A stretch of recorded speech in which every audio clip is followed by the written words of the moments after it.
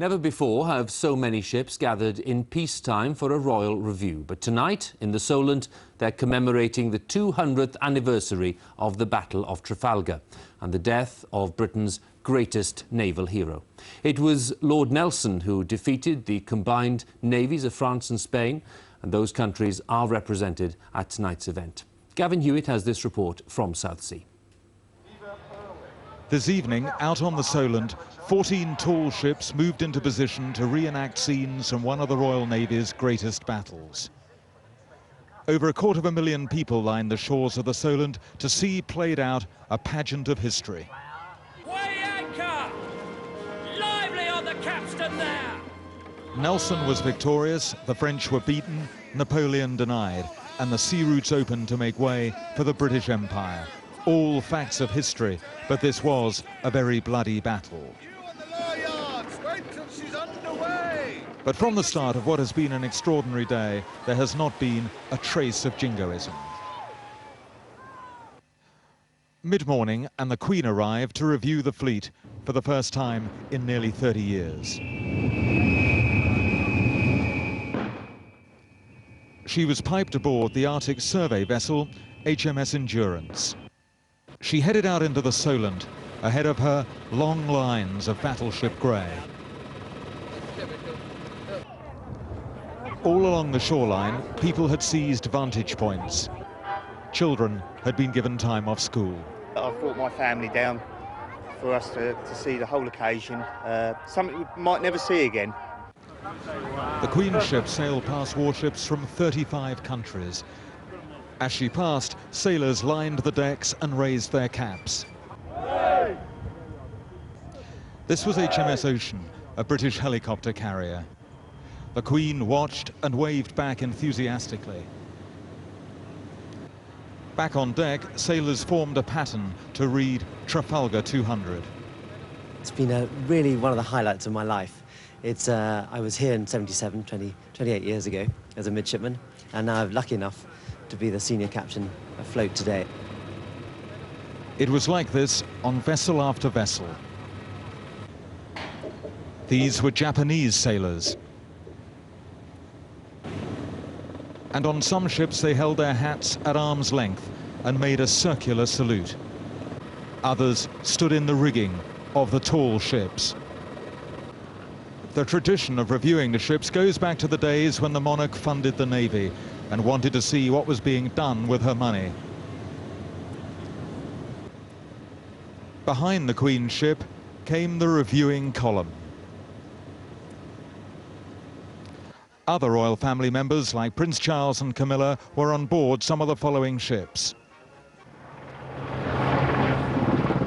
Then out of the sky, a flypast.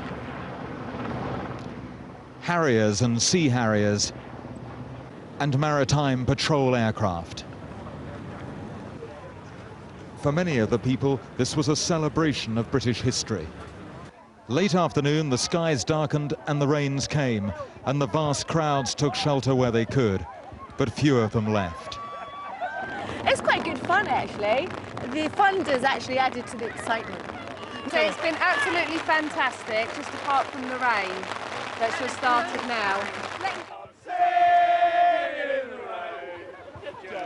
Nothing, it seems, would deter the thousands determined to stay for the reenactment of the Battle of Trafalgar. Tonight, the Queen attended a reception in a hangar on the aircraft carrier HMS Invincible. This day was about remembering a brutal battle 200 years ago when the British Navy beat the French. But there wasn't much mention of that today. The emphasis was more on old foes celebrating friendship and the spirit of the sea. Going on behind me now, the final scenes in the Battle of Trafalgar when Admiral Nelson lost his life, and you can probably see the tall ship that is playing the part of HMS Victory. And this reenactment is going to go on for several minutes longer. And after that, there's going to be one of the biggest firework displays in history. They say it's going to be bigger than that which started the Olympics in Athens. And when all that is over, and when this battle behind me is over, there'll be an illumination of the fleet. And that really will end this extraordinary day here out in the Solent. Hugh. Gavin, thank you very much. The government's controversial bill to introduce identity cards is being put to the vote in the House of Commons this evening. And this is the scene at Westminster in the Commons itself right now. MPs started voting just a few minutes ago after assurances from ministers that the price of these cards will be capped. Now, the Conservatives have described the scheme as an expensive waste of time and money. Our political correspondent Sean Lay has more details. Please look into the mirror. Taking the measure of the newest minister in the Home Office. Technology that will soon be in use for all passports and, if the government gets the nod from Parliament, for a British identity card. But the final bill for all this is uncertain. Some MPs want much closer scrutiny of the price tag before they can be persuaded to vote for ID cards. So today the Home Secretary offered a concession, a fixed limit on how much each card will cost. I'm not prepared to say at this stage precisely what that figure will be, but I am prepared to say that before the bill leaves this House, I will give such an assurance. We will pay the ID bill. But it's not the financial cost which worries these demonstrators. They believe we'll pay a higher price for ID cards, in limits on our freedom.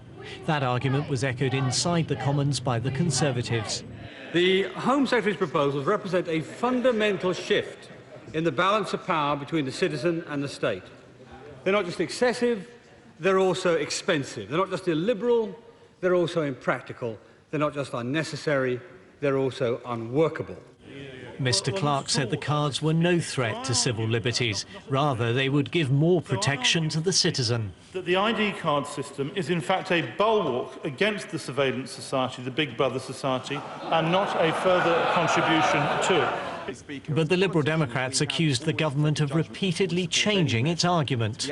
They started off with terrorism, then they moved to health tourism, then it was benefit fraud, then it was illegal working, and now finally they're talking a great deal about the issue of ID theft. On each occasion the argument is put forward for the reason for the ID card, and each time it's defeated. Defeat tonight would require a significant rebellion by Labour's own MPs. One said that would help the government to avert a disastrous mistake. I think that this bill should be killed at birth. If people think this is being disloyal, this will save the government. Ministers don't want that sort of salvation. They may win the vote tonight, but the arguments over ID cards have only just begun.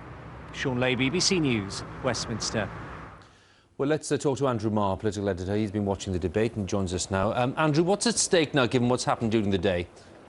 Well, I think a great deal is at stake, not least that this is the first really significant policy vote we've had since the election. Government's majority on paper, 66. What will it be at the end of this vote? We'll know in a quarter of an hour or so. It finished, I have to say, in fairly spectacular fashion. It's been a lively debate. We have seen the biggest electrical storm at Westminster anyone here can remember, and there were thunderous interventions in the chamber. MPs being MPs, nobody's entirely sure whether the Almighty is on balance in favour or against ID cards. Andrew, thank you. We'll be back for the result of the vote with you a bit later on. Thank you very much. An American military helicopter has crashed tonight in eastern Afghanistan while transporting at least 15 troops. US officials say the fate of those on board isn't yet clear. They've refused to comment on a claim by the Taliban to have shot down an American helicopter in the same area. Police in Manchester are questioning 4 teenagers after a man was beaten to death in the Failsworth area of the city. In a separate incident, 2 teenagers in Cornwall have been questioned following the death of a man there. Margaret Gilmore starts a report with the events in Manchester. The minute search for evidence. This is where the 43-year-old father of 3 school children was assaulted early this morning. One eyewitness claims he was attacked by a group of youths after refusing to give them a light for a cigarette. He died later in hospital.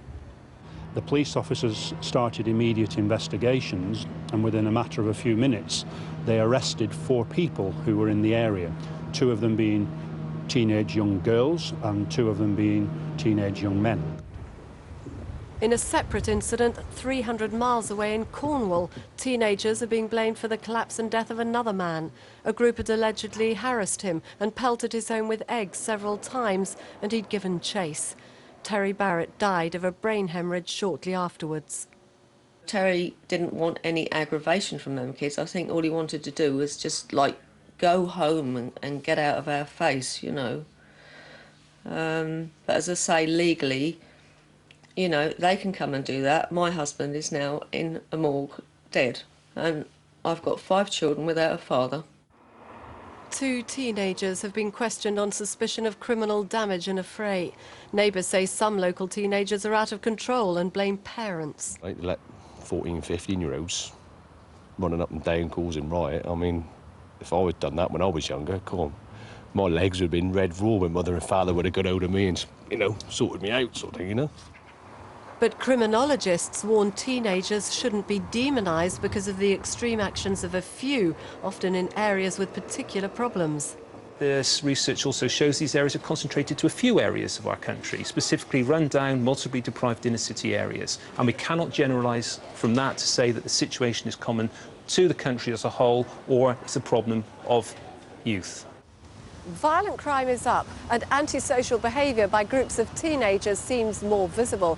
And that's why, although crime overall is down, many people feel our streets are less safe than they used to be.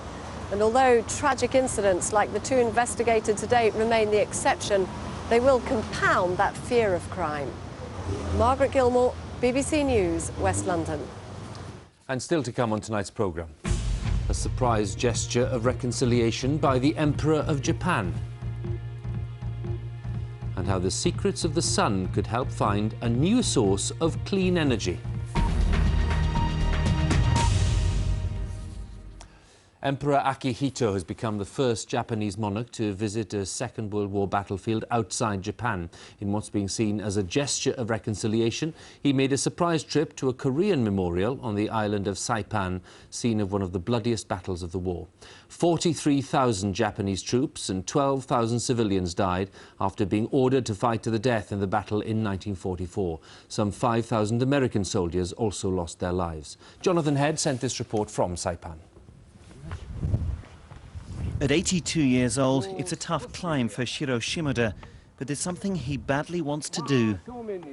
Unfurl his country's flag on Saipan's highest summit in memory of fallen comrades. Every detail of the battles he fought here is still vivid in his mind. We were being shelled and bombed all the time by American planes, he told me. We couldn't move in daylight. As I climbed this hill, the bodies of fellow soldiers kept falling on me. Saipan was the first Japanese territory invaded by US forces. As they advanced, Japanese troops and civilians were given a terrible order: no surrender. This woman seems to hesitate as US troops plead with her and then hurls herself off a cliff. Only a handful of shocked survivors were ever taken prisoner. Japan's collective memory of the suffering endured by its troops is about as rusty as these relics of its once mighty imperial army. Because they lost and because their fight was tainted by the army's war crimes, Japanese veterans have never enjoyed respect and recognition among their own people in the way that British and American veterans have. So Emperor Akihito came to Saipan to make amends, especially here at one of the cliffs where hundreds jumped to their deaths saluting his father Hirohito. What was he thinking? A monarch who rarely reveals his feelings, he has at times expressed sorrow over the lives wasted in his father's war. Much of Japan, though, has yet to accept its mistakes. This was another veterans' gathering under the same cliff, but it turned into a defiant display of old-school nationalism. Shinto priests were flown in for the ceremony from the controversial Yasukuni Shrine, an institution which glorifies war and glosses over Japan's abuses. Today, on the same beaches where their grandfathers died in their thousands, young Japanese now come to relax. For them, the horrors of the past hold little interest, but nor do its lessons. Jonathan Head, BBC News, Saipan. Using seawater as fuel could be the answer to finding a clean, abundant source of energy, according to some of the world's leading scientists. Europe, the United States, Russia, China and Japan have agreed to build a large-scale nuclear fusion reactor in France. It's meant to produce energy in the same way as the sun, as David Schuckman explains now. The sun is a vast nuclear reactor, and the project launched today will try to copy it, to generate power through a process known as fusion. This valley in the south of France is where this will happen, one of the biggest international scientific ventures ever. The reactor will be modelled on this one near Oxford. It's known as the JET, and it works not by splitting atoms, but by fusing them together. This experimental reactor is roughly half the size of the one they'll build in France, so we're talking about a huge commitment. That's because for decades, fusion has been a kind of holy grail of energy research. At its heart, it's pretty simple. Inside here is an enormous magnet that traps two forms of hydrogen. They're heated to 10 times the temperature of the sun, and the result? Lots of cheap energy. At least, that's the theory. Inside the fusion reactor, there's a huge ring of steel shaped like a donut. Within it, magnetic forces contain the reaction. The fuel reaches 100 million degrees centigrade, and it's then that fusion occurs.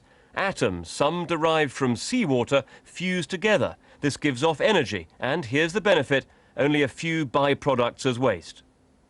Another spectacular triumph in nuclear research. But fusion has been promised before as a source of cheap, clean power. Generations of scientists have failed to master it. Now they're more confident. This time, we have actually produced fusion power.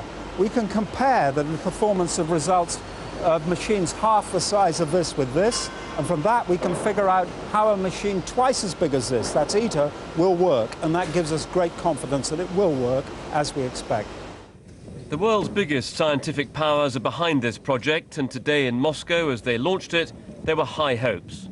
We are making the history today because we are making history in scientific cooperation. Fusion, it's a perfect area.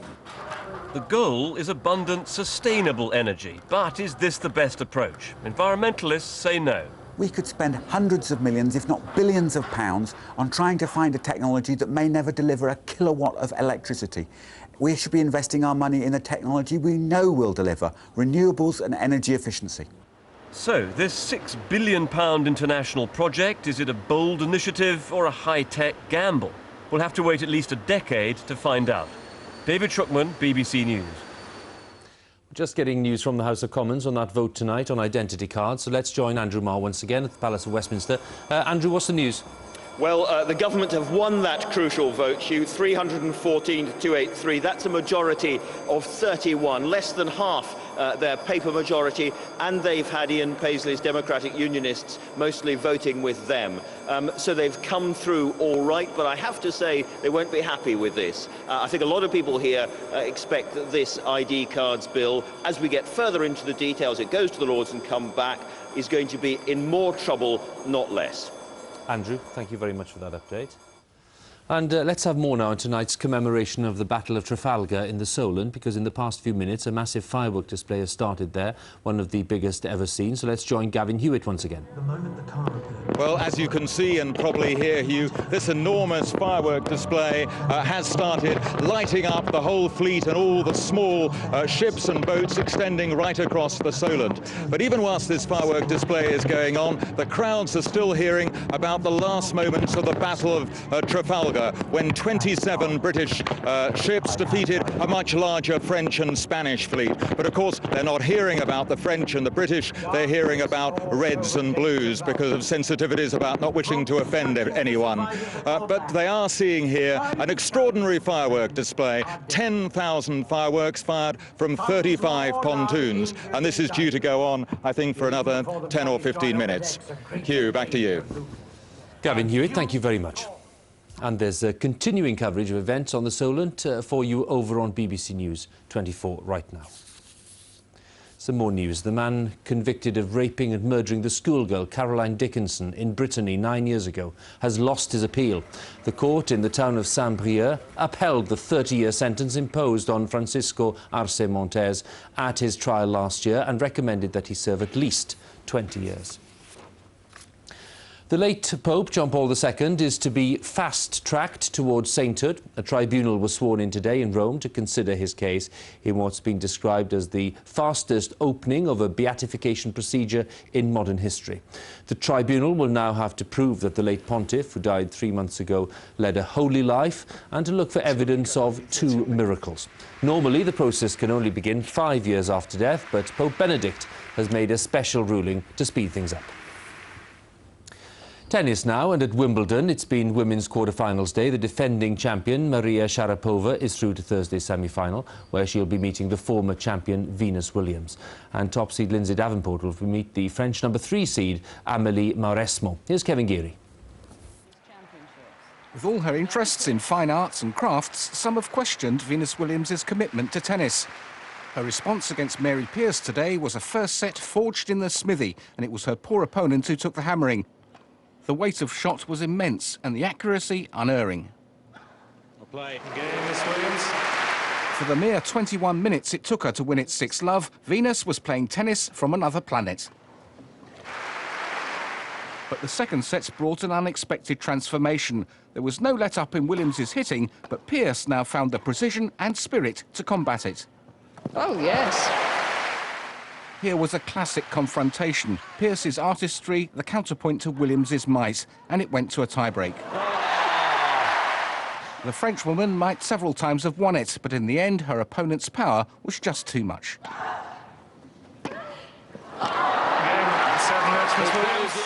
And she's confident she can reclaim the Wimbledon crown. I definitely think the field has improved a lot, but I also know when I play my best that, I feel like I'm still a step ahead, for sure. And there's a chance of some family revenge in the semi-finals, where she'll face Maria Sharapova, who beat her sister Serena in last year's final. Monster hitting from Sharapova. Also through with minimum fuss is the top seed Lindsay Davenport. A straight sets winner over Svetlana Kuznetsova today, she now faces 3rd seed Amélie Mauresmo. Kevin Geary, BBC News. Cricket. The latest day-night international between England and Australia at Edgbaston has had to be abandoned because of bad weather. Australia won the toss and batted first. They made 281 for 9. Australia's Andrew Simmons hit 74 off 75 balls. Players were forced off twice. When rain finally stopped play, England were 37 for 1 in reply. We'll be back a little later with the latest. A homeowner could be forced to install a water meter if there's a shortage over the summer. The Mayor, Ken Livingstone, wants to introduce a pay-as-you-go system to avert a crisis. He also warned there could be widespread use of standpipes in the streets unless action is taken now.